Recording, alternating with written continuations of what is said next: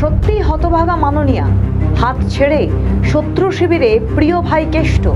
জানেন তো, বাংলায় একটি প্রবাদ আছে, অভাগা যেদিকে যায় সাগর শুকায় যায়। এখন কি সত্যিই বঙ্গ রাজনীতিতে অভাগার অবস্থা দাঁড়িয়েছে তৃণমূল সুপ্রিমো মমতা বন্দ্যোপাধ্যায়?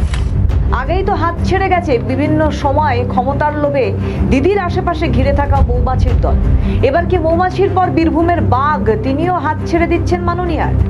অনুব্রত মণ্ডল, যার একটি নামই যথেষ্ট গুড় বাতাসা থেকে চড়াম চড়াম ঢাক বাজানো বা ক্যামেরার সামনে থানার আইসিকে বেলাগাম হুমকি, ঘর জ্বালিয়ে দেওয়ার হুঁশিয়ারি, এসব কেষ্টবাবুর রাজনৈতিক শক্তি প্রদর্শনের এক বহিঃপ্রকাশ। তাই বরাবর দিদি ভাই কেষ্টর ওপর সদাই নির্ভর থাকতেন বীরভূম নিয়ে। এবার তৃণমূলে ভরাডুবির পর হঠাৎ আগামীকাল অর্থাৎ শুক্রবার নব তৃণমূলের প্রথম কর্মসমিতি বৈঠককে কেন্দ্র করে বীরভূমের এই দুর্দণ্ড প্রতাপ নেতার ভবিষ্যৎ নিয়ে তৈরি হয়েছে ব্যাপক জল্পনা। সূত্রে খবর, ঋতব্রত বন্দ্যোপাধ্যায়ের নেতৃত্বাধীন নতুন শিবিরে যোগ দিয়ে বীরভূমের সাংগঠনিক দায়িত্ব নিতে পারেন কেষ্ট।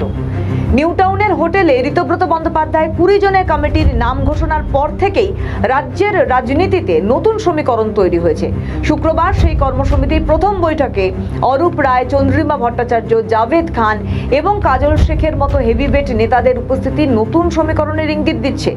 রাজনৈতিক মহলের ধারণা, এই বৈঠকেই বীরভূমের সাংগঠনিক দায়িত্ব আনুষ্ঠানিকভাবে অনুব্রত মণ্ডলের হাতে তুলে দেওয়া হতে পারে। কেন এই জল্পনা? জেল থেকে মুক্তি পাওয়ার পর থেকে অনুব্রতর অবস্থান নিয়ে নানান প্রশ্ন উঠছিল। তিনি নিজেই একাধিকবার ইঙ্গিত দিয়েছেন যে যেখানে সম্মান পাবেন সেখানেই থাকবেন।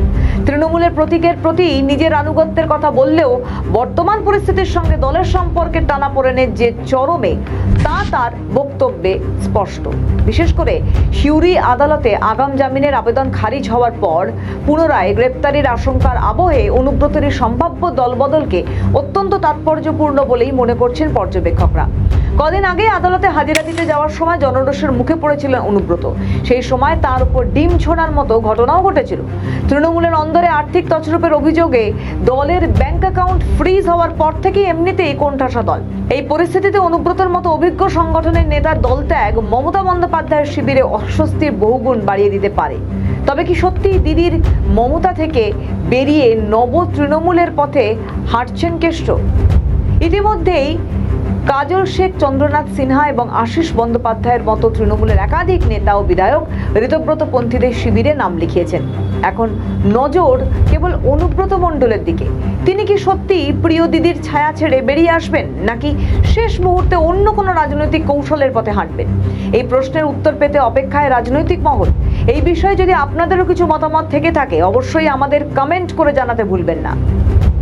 আমাদের ভিডিও ভালো লাগলে লাইক ও শেয়ার করুন, কমেন্ট সেকশনে আপনাদের মতামত জানান। আরও ভিডিও পেতে আমাদের চ্যানেলটিকে সাবস্ক্রাইব করুন এবং প্রতি মুহূর্তে খবরের আপডেট পেতে প্রেস করুন বেল আইকন।